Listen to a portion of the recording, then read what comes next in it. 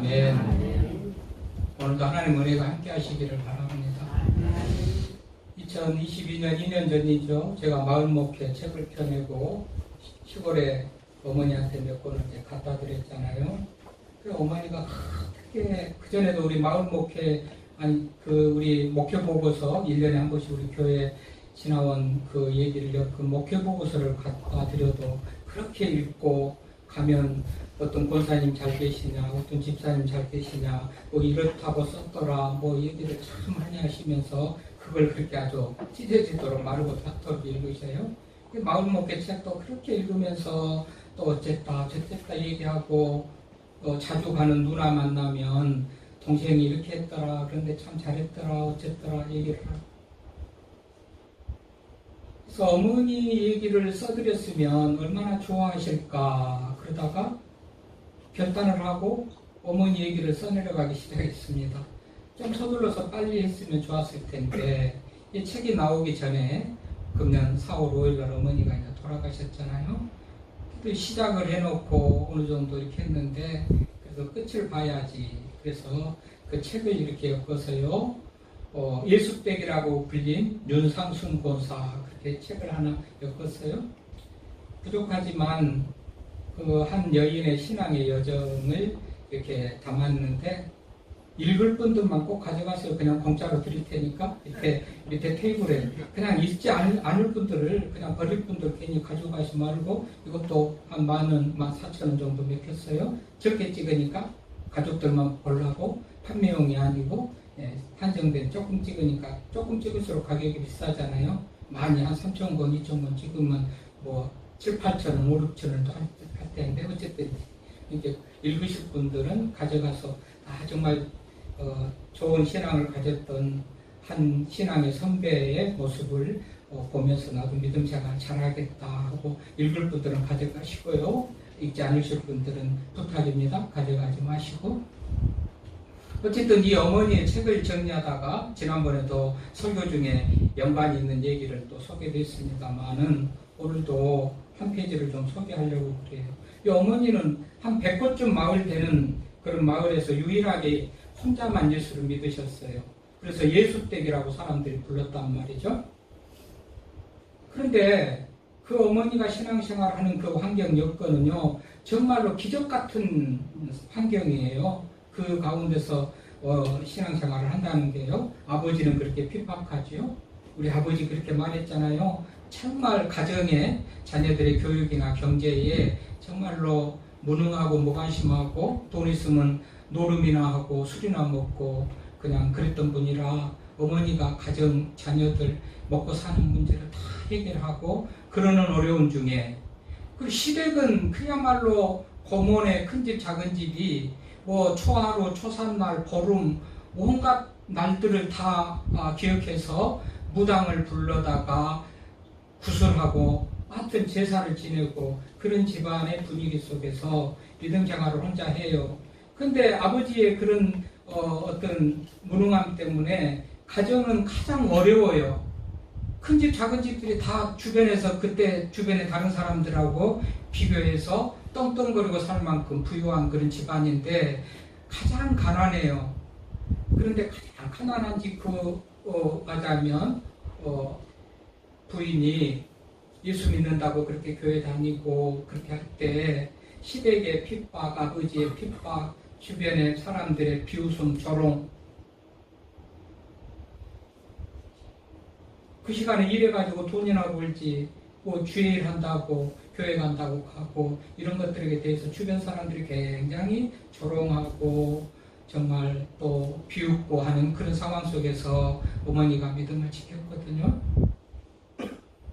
점점 시간이 지나면서 큰 집 작은 집 고모네 그 주변에서 1등 간다 2등 간다 하는 물질을 가지고 부유함을 누렸던 그런 큰 집이나 작은 집 고모네가 어느 순간 콩가루 집안이 돼가지고 그야말로 다 뭐 평균 이하로 비참한 그런 삶의 환경이 여건으로 변하는 반면에 우리 집은 믿음으로 살았던 어머니 우리 집은 그래도 다 동네 이장이 어머니 칠순 때 와가지고 정말 우리 동네에서 가장 복받은 집안이고 자녀들이 잘된 집안이라고 동네 이장의 입술을 통해서 고백되어지는 그런 어머니의 믿음의 삶을 자랑스럽게 겪었는데요. 오늘 말씀을 준비하다 보니까 이 말씀이, 자, 어머니에게 그렇게 어려운 환경 여건 속에서 믿음을 지켜갈 때 그 어머니들에게 시댁이나 아버지나 주변의 사람들은 그야말로 큰 산과 같은 대적자들과 같은 그런 정말 환경 여건이었어요. 그런데 그들이 다 무너져 내립니다. 다 무너져 내려요. 오늘 이제 바벨론이라는 나라가 무너졌도다 그러잖아요. 이 바벨론이라는 나라는요, 우리가 알거니와 아무리 공부를 안 했어도 우리 초등학교 다닐 때 뭐 세계의 고대 국가 중에서 어떤가는 그 대제국을 이루었던 바벨론 제국을 알 거예요. 바벨론 제국. BC 2300년 때부터 어떤 토판의 기록에 의해서 나라가 있었다는 그런 기록이 있어요. BC 2300년. 그러다가 BC 520년경에 페르시아에게 멸망합니다. 그래서 페르시아가 또 제국을 이루는데 이후에 또 뭐 이제 헬라라든지 그리스, 로마에 이어기까지 세계 역사가 그렇게 재편되어서 이어져 가잖아요. 하여튼 이 고대 근동에서 큰 제국을 이루었던 바벨론이에요. 그래서 무너졌도다 큰 성 바벨론이요. 이 바벨론은요, 우리가 뭐 바벨론이라는 뭐 노래도 있고 그렇게다마는 지금의 이라크 지역의 그 주변이에요. 그러니까 이라크 주변을 보면요, 북에서는 티그리스 강이 흘러내리고 또 이쪽 서쪽에서부터는 유프라테스 강이 흘러내려가지고 우르라는 지역에서 합행을 해가지고 저기 아카드만으로 이제 빠져나가는 그 강물이 흐르는 그런 거거든요. 고대 문명은 다 강을 끼고 시작되고 발달했다는 걸 알죠. 그래서 유브라데가 있고 티그리스 강이 만나는 그 유브라데 강 남유역에 바빌론이라는 도시가 있고 그 도시 수도의 이름을 따서 바벨로니아 제국이 되어지는데, 여러분, 자, 문명이 시작되고 강이 있고 물이 있고 그러니 모든 것이 풍부하고 넉넉합니다. 그것에 경제적인 여유가 많습니다. 그러니 막강한 힘이 있습니다. 경제력이 있으니까 힘이 있습니다. 그래서 주변 나라들을 다 제패하는 거예요. 다 정복하고 다스리는 그런 나라가 되어요. 그래서 우리가 아는 바벨론 대제국, 바빌로니아 제국이 된 거예요.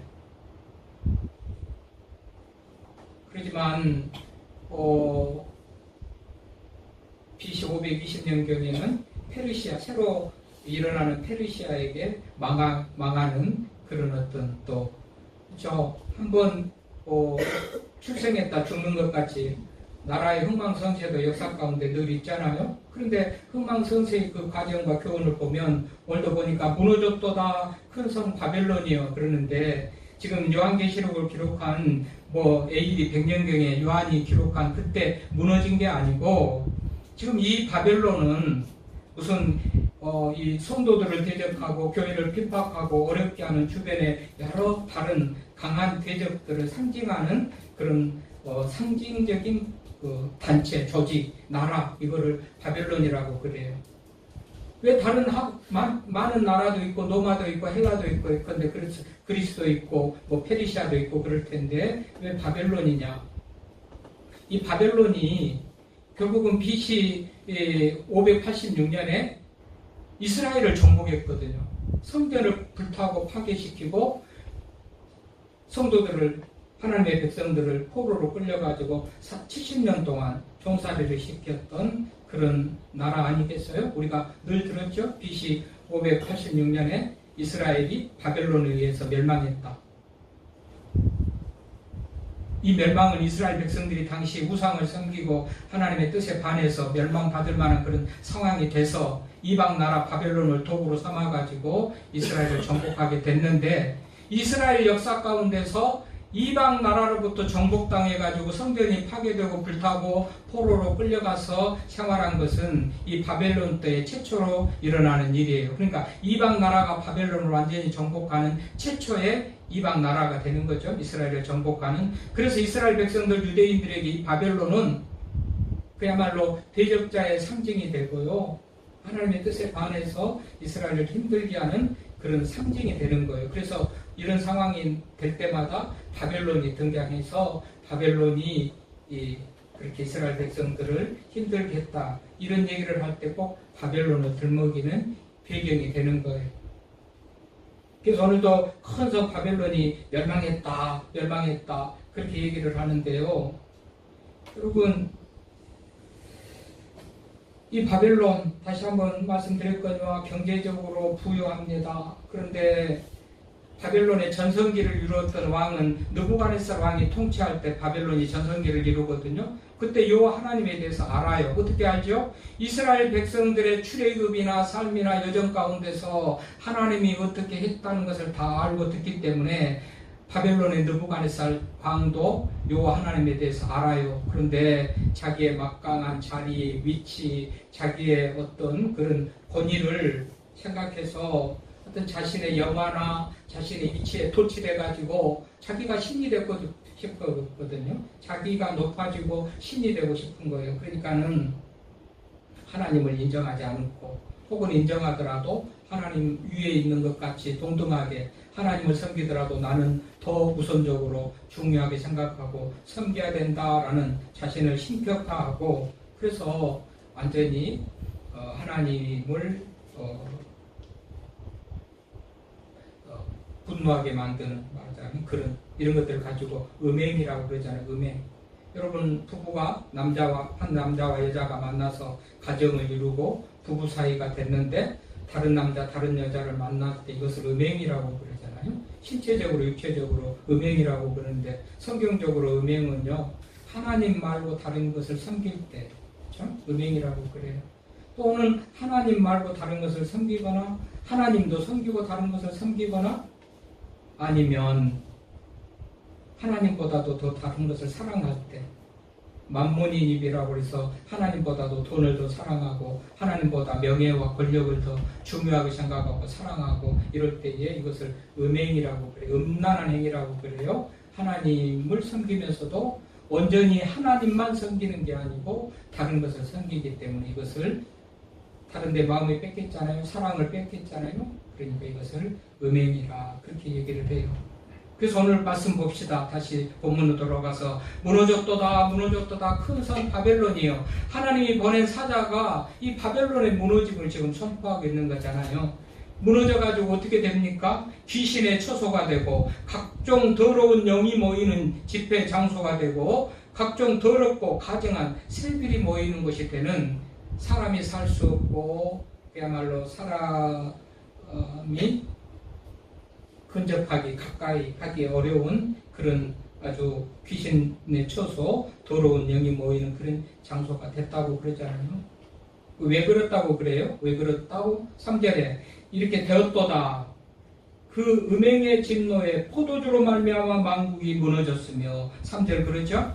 그 음행의 진노에 포도주로 말미암아 만국이 무너졌으며 또 땅의 왕들이 그와 더불어 음행하였으며 땅의 상인들도 그 사치의 세력으로 치부하였도다. 그래요? 그러니까 바벨론이 그야말로 왕들을 나라들을 지배하고 다스리고, 그러면 그 나라의 왕이나 그 백성이나 다 바벨론의 종교, 바벨론의 문화, 바벨론의 어떤 그 영향을 다 받아가지고 하나같이 바벨론을 닮아가는 그런 삶의 모습을 가졌다는 거예요. 쾌락이나 그야말로 어떤 치부, 세력, 사치하고 그 악과 결탁해가지고 누리는 그런 어떤 것을 누리고 그것을 낙으로 생각하며 사는 그런 모습.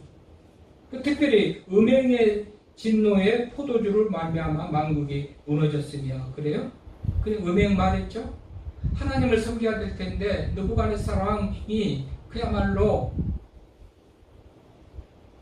내가 신이다, 요즘에 뭐 내가 신이다, 뭐 이런 것들 때문에 시끌시끌하고 신이라고 했던 그 프로그램을 방영했던 PD가 고발을 당하고 어쩌고 그러던데, 알고 보니까 그 내가 십니다로에 나왔던 정명석이 그 배우에 보니까 뭐 경찰들도 무슨 법조계도 각종 담당하는 저희가 했대요. 법을 다 법무팀.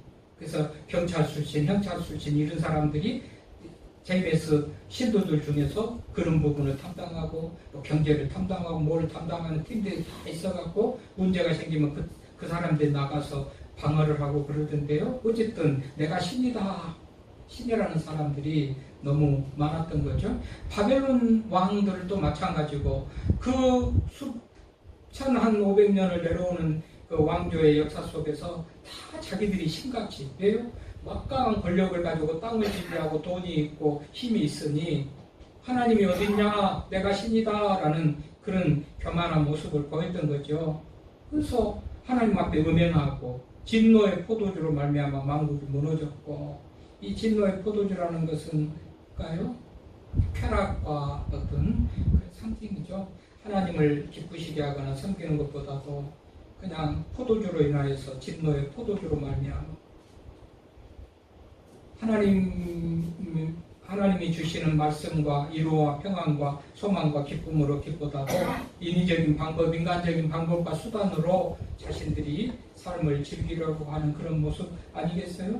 또 하나님보다도 이방 신을 섬기고 우상을 섬기고 왕을 하나님이라 신이라 생각하고 했던 그런 모습, 이런 것들로 인해서 무너졌다고 그러잖아요. 음행의 진노의 포도주로 말미암아 만국이 무너졌으며, 또 땅의 왕들이 부하덕으로 음행하고, 땅의 왕들은 다른 바벨론의 지배를 받은 다른 나라 왕들도, 예컨대 이스라엘 백성들 586년에 멸망했다고 그러잖아요. 바벨론의 지배를 받았다고 그러잖아요. 그러면 우리가 힘이 없어서 하나님 앞에 잘못하고 하나님의 진노로 우리가 망했더라도 우리는 하나님을 섬기는 민족이지, 세상 왕을, 너희 느부갓네살 왕을, 바벨론 왕을 섬길 수 없다면서 신앙을 지키고 믿음을 지키고 그랬던 게 아니고, 그 나라의 왕이 하라는 대로, 그 중에서도 다니엘과 같은 특별한 사람들은 죽으면 죽으리라 하고서 하루에 3번 기도하면 죽인다는 것을 알고도 기도하는데 사자굴에 던져졌는데, 이때 왕이 바로 바벨론 왕이에요. 그래서 죽지 않은 것을 보고 신앙을 고백하고 네가 믿는 하나님이 참 하나님이고 살아계신 것을 믿는다 고백하고 이런 얘기는, 그러니까 다니엘같이 특별하게 그런 와중에도 믿음을 지키는 사람이 있었는가 하면 대부분 왕들이나 백성들은 바벨론의 문화와 종교와 그 왕을 기쁘게 하는 일에 열심을 내는 모습으로 살았다 그 말이에요. 그래서 그 땅의 왕들이 부하덕으로 음행하였으며 땅의 상인들도 그 사치의 세력으로 치부하고 돈 버는 것도 물질도 그야말로 악한 방법과 수단으로 그 약자들을 착취하고 그렇게 해가지고 치부하고 그런 모습을 가졌다는 거 아니겠어요? 그러니까 그 성이 무너졌던 거예요. 그 성이 망했다는 거예요. 그럼에도 놀라운 복음의 소식이 다른 음성으로 다른 천사에 의해서 다른 하나님의 말씀이 들려지는 게 그게 사절이에요. 다 망하는 가운데서도 살 길이 있다. 다 망하는 중에도 망하지 않고 살려면 이렇게 해라. 하나님이 부르시는 말씀이 사절에 있어요. 읽어봐요. 또 내가 들으니 하늘로부터 다른 음성이 나서 이르되 내 백성아 거기서 나와 그의 죄에 참여하지 말고 그가 받을 재앙을 받지 말라. 바벨론과 같이 그 모습으로 음행하는 모습으로 바벨론과 같이 그 문화로 그 타락한 문화로 향락으로 그렇게 살다가 바벨론이 망하는 것 같이 무너진 것 같이 너희도 무너질 것이니까 거기에서 나와라. 하나님께서 따뜻하고 온유한 음성으로 내 백성아, 내 백성아, 하나님께서 자기 백성을 지키고 보호하신 하나님의 그 사랑의 하나님이 내 백성아 거기서 나와라. 그의 죄에 참여하지 말고 그가 받을 재앙을 받지 말라.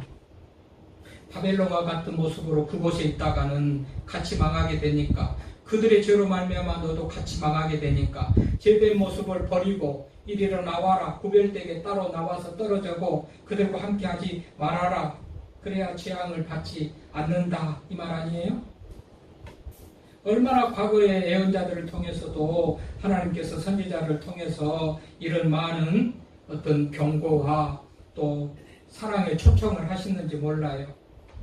우리 마태복음 28장 11절에 수고하고 무거운 짐진 자들아 다 내게로 오라 주님이 초청하신 것 같이 우리 하나님께서도 내 백성아 거기서 나와 죄에 참여하지 말고 그가 받을 재앙을 받지 말라. 하나님께서 죄에서 분리되어 떨어져 나오도록 죄와 무관하게 살아가도록 하나님께서 그 백성들을 부르시죠.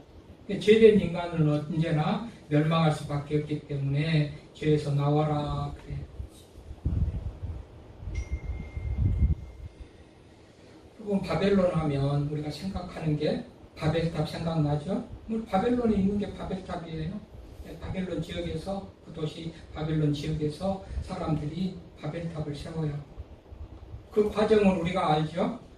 노아의 홍수, 노아 때에 죄가 간영함으로 하나님께서 그 땅을 멸하시잖아요. 죄 때문에 노아 때도 홍수가 일어나는 것이 죄 때문에 죄가 간영했다는 거예요. 세상에 가득 찼다 간영해서 하나님께서 그 죄인들을 멸하시려고 홍수를 쏟아 부어가지고 인류를 멸망시키는데 믿음을 가졌던 노아 가족 8 식구가 살아나서 다시 인류의 조상이 되죠. 그래서 노아를 일컬어서 중시조, 두 번째 시조가 인류의 시조가 되잖아요. 첫 번째 시조 아담, 다 죄로 말미암아서 멸망하고 다시 인류가 시작되는 시조 노아, 그때 이제 노아가 중시조가 되는 거예요. 그 노아의 가족들 중에서 아들 함이 가족을 이끌고 좋은 환경 여건 따라서 살 곳을 찾아가다가 만나는 것이 시날 평지입니다. 거기에 만나서 도시를 건설하고 마을을 지었고 살았던 것이 바로 시날 땅인데 그 시날 땅에 바벨탑을 세운 거예요. 바벨탑을 세우면 뭐 때문에 세우지요? 바벨탑을 높이 세우잖아요. 바벨탑을 높이 세워요. 왜요? 하늘에까지 닿겠다는 거예요. 하늘에 이르겠다. 인간의 능력이 대단한 것을 보여주고 인간의 능력이 하나님에 이룰 수 있다는 것을 보여주는 것 같은 교만함의 극치죠. 그리고 하나님은 생육하고 번성하고 땅에 충만하라고 그래서 땅에 흩어져서 민족을 이루고 살아야 될 것인데 흩어지지 말고 모이자. 그래서 탑을 멀리서도 탑을 보면서 저기가 우리 본부다. 저기가 탑이 우리 마을이다. 저리 가자. 흩어지지 못하도록 흩어짐을 면하려고 바벨탑을 세웠다고 그래요. 그러니까 하나님의 뜻과 정반대되는 거예요. 교만의 극치를 보는 거예요. 하나님이 싫어하시는 모습만 골라서 했던 사람들이 바벨탑을 쌓은 사람들, 바벨론 사람들이에요. 그러니 하나님께서 어떻게 합니까? 하루아침에 다 공사가 중지되고 일이 이루어지지 않도록 언어를 혼잡게 해버리고 말죠. 바벨 언어를 혼잡게 하나님이 소통이 되고 만나고 이렇게 되니까 건축이 되고 바벨탑을 세우거나 소통이 안 되도록 언어를 혼잡하게 만들어버린 하나님이요. 그럼 바벨탑을 무너뜨리잖아요. 소돔 고모라를 유황불로 멸망시키잖아요. 홍수로 세상을 진멸하잖아요. 하나님의 능력이고 하나님의 하나님께 도전을 하거나 죄를 범한 그 결과가 어떻다는 것을 하나님께서 수많은 역사의 기록과 사건을 통해서 보여주잖아요. 그렇다면 바벨론이 멸망한 것을 보고 우리들이 결단해야 될 것은 오늘 말씀같이 죄에서 나와서 재앙을 면하도록 하나님이 부르시는 그 음성을 들어야 우리가 살아가게 될 줄로 믿습니다. 그 음성을 들어야 살 거예요. 그 음성을 들어야 살 거예요. 여러분 민수기 16장에 보면요. 고라, 나단, 아비랍 같은 이런 그래도 그 지도자들이요. 백성의 지도자들. 고라, 나답, 아비람 같은 그런 백성의 지도자들이요. 모세가 이끌고 모세가 통치하고 모세가 행정하는 이것에 불만을 가지고 모세를 대적하고 거역하는 그런 모습을 보입니다. 민수기 16장에 나와요. 근데 하나님께서 그 모세를 대적하는 고라, 다단, 아비람을 멸하겠다고 하나님께서 경고를 하세요. 그러니까 모세가 뭐라고 하냐? 야, 그들과 같이 하지 마라. 그들과 하면은 지금 땅이 무너져가지고 너희들이 산채로 매장될 것이니까 그들과 떠나. 고라, 다단, 아비람에서 떠나. 민수기 16장에. 근데 거기 떠난 사람들은 살지만 고라, 다단, 아비람 같이 모세를 대적하는 무리들이 땅이 꺼져가지고 산채로 매장됐다고 성경에 기록되어 있어요. 민수기 16장 31절.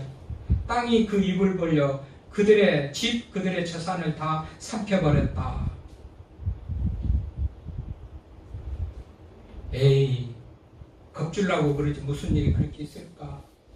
여러분, 그저께 지금 우리 연남동 가까운데 연대 가는데 연남동 성산로에서 싱크홀이 생겨가지고 차가 빠졌다가 구출되는 거 들었죠? 또 하루 지난 그 다음에는 또 거기서 가까운 데서 또 금이 가가지고 벌어지는 그런 것은 봤다죠? 자, 십수년, 수십 년 그 길이 만들어진 다음에 우리가 알거니와 그 길이 언제부터 만들어졌습니까? 제 기억, 제가 서울 와서 벌써 산지도 40년, 이 고양시에 와서 사는 것만도 한 40년 돼가고 그 길을 수없이 다녔지만 언제부터 그 길이 아스팔트로 시멘트로 발라가지고 무너진 적이 없고 세상에 누가 그 길이 꺼지리라는 생각을 했겠어요? 아마도 지금도 아마 이 사건이 10년, 20년 뒤에 길이 싱크홀이 생겨서 그렇게 이런 일이 일어났다고 그러면 아이들은, 젊은이들은 에이 무슨 그 길이 무너질 리가 있겠나 그럴 수도 있을 거예요. 그리고 실제 성경에 기록되어 있잖아요. 민수기 16장 31절 한번 읽어보세요.